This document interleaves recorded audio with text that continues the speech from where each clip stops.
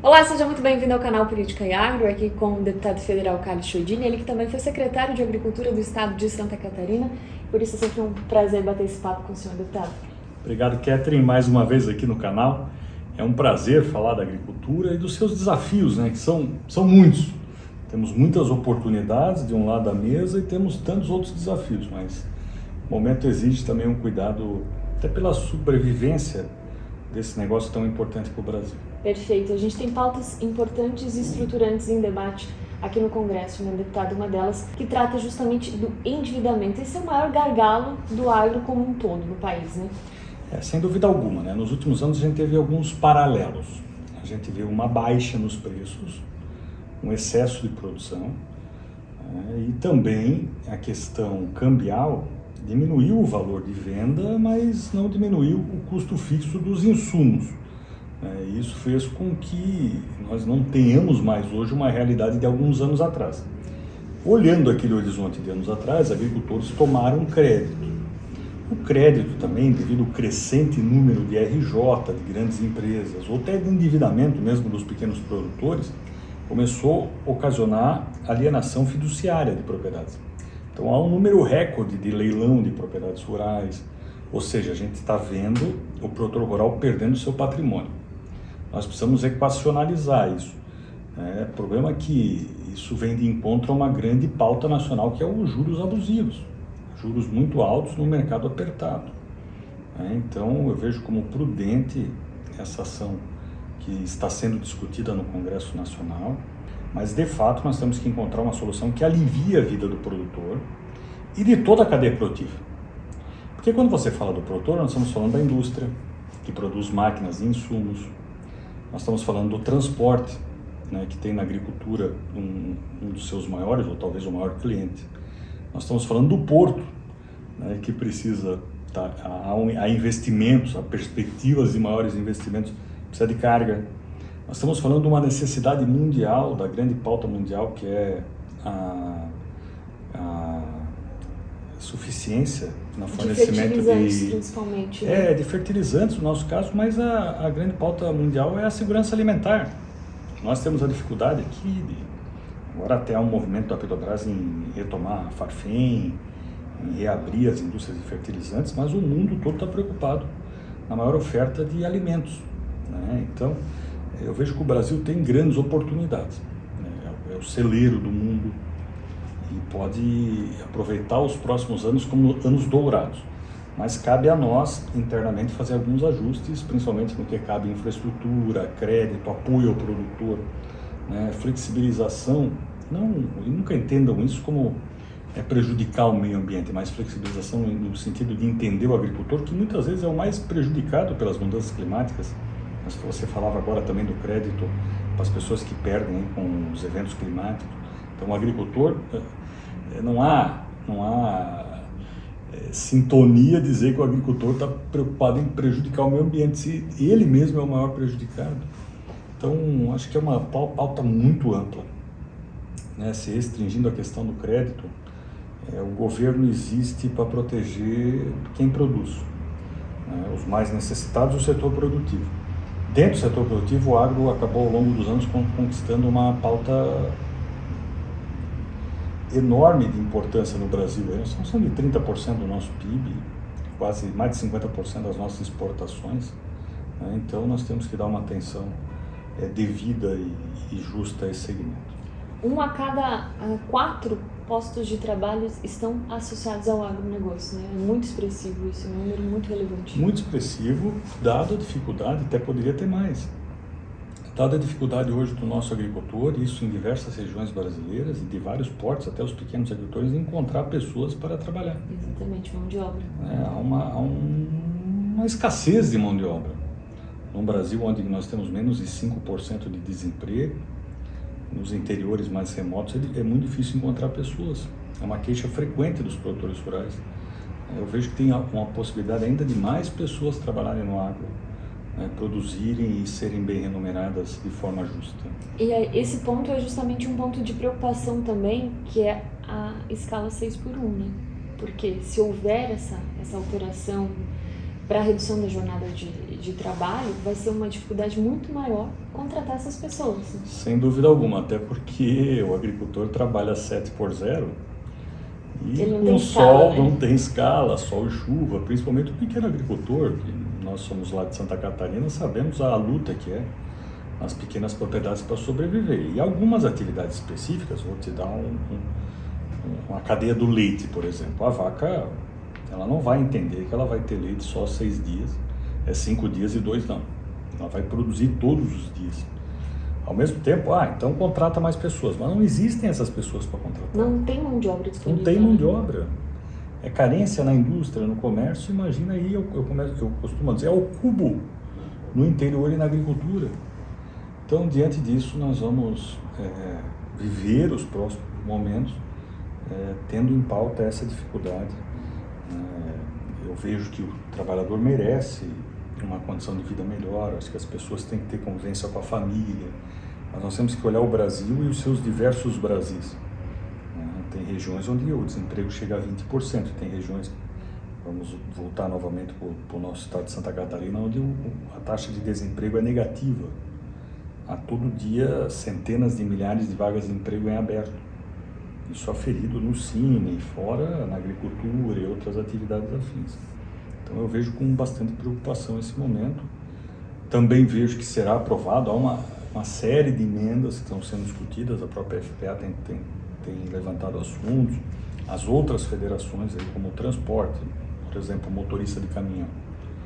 Ele tem uma missão de levar uma carga do sul ao nordeste. Se ele parar todos aqueles dias, vai demorar muito mais, nós vamos ficar menos competitivos. Então tem que criar uma forma de compensar isso, gradativa.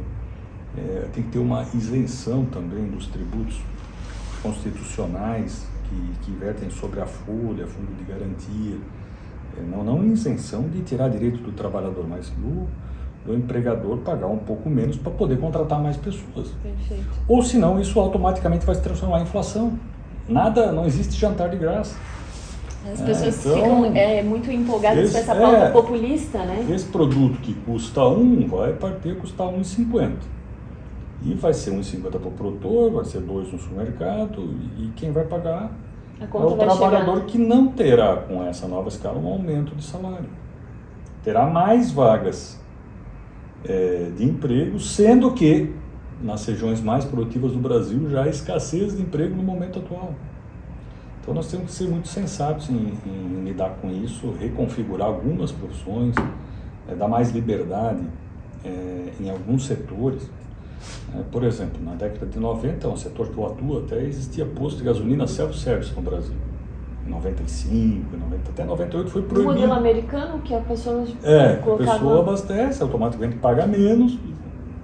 98 foi proibido. Então foi proibido, foi até uma lei aprovada no Congresso e foi se contratando pessoas. Hoje há uma dificuldade enorme para esse tipo de comércio que trabalha sábado e domingo encontrar pessoas. Então é uma das emendas aí, talvez permitir alguns serviços que diminuam o contingente de gente para trabalhar em outros.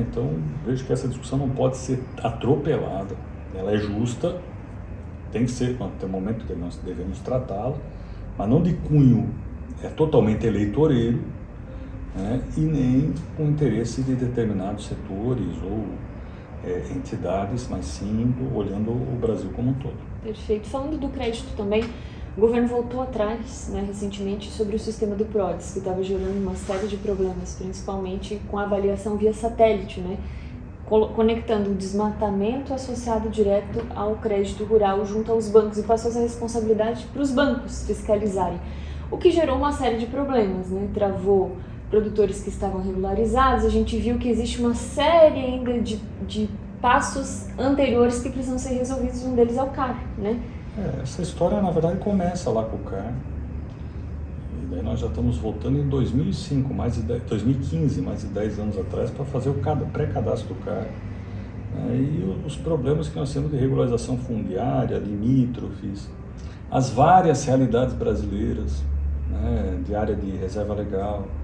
Então, se tem um rio, nós temos uma riqueza hidrográfica enorme com diversas características.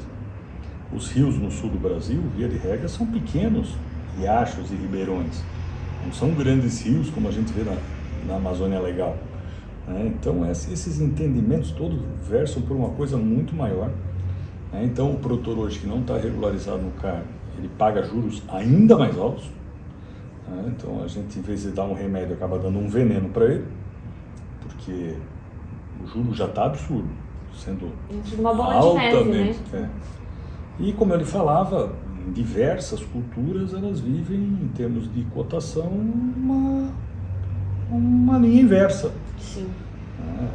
Podemos citar, a gente sabe que a agricultura é cíclica, tem momentos que está bom, tem momentos que está mais difícil, mas muitos milhares de agricultores, isso prova nos números de RJ, nos números de processos de judicialização de cobrança, estão aí penando, e também esse problema ele fica perpétuo, porque você faz a alienação da sua propriedade, não consegue pagar aquela dívida, não consegue tomar outro crédito.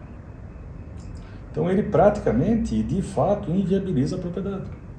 E se ele perder a propriedade, ele não tem mais capacidade de produção de renda. Ele perde a propriedade. É a história que mata a vaca e tem que cobrar leite. Não vai conseguir.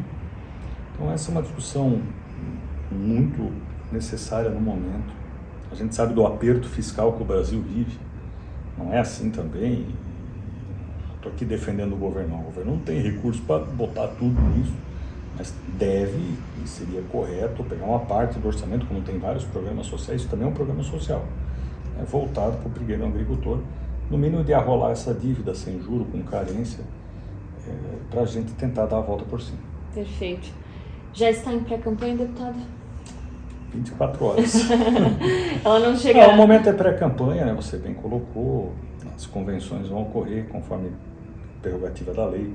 Então, jogamos lá para julho, agosto, mas agora nós temos que fazer a pré-campanha, se comunicar com o eleitor, buscar apoios, e estamos sim nessa caminhada. É um momento muito agradável, assim como a própria eleição. Já existe uma definição da chapa no Estado, do partido, o seu nome já está definido? Está muito bem encaminhado, uma composição na majoritária com o ex-prefeito de Chapecó, João Rodrigues, e com o senador Espiridione, ou seja, uma união do PSD, Progressistas, União Brasil e MDB. Então, 4 importantes partidos da cena política catarinense, com nomes importantes. Temos mais uma vaga de senador ainda a ser discutida.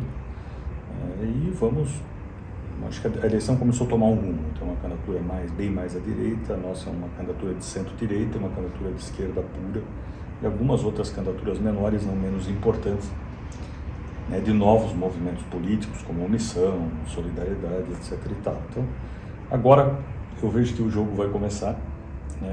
Esse formato de candidatura que a gente fez enriqueceu o eleitor catarinense.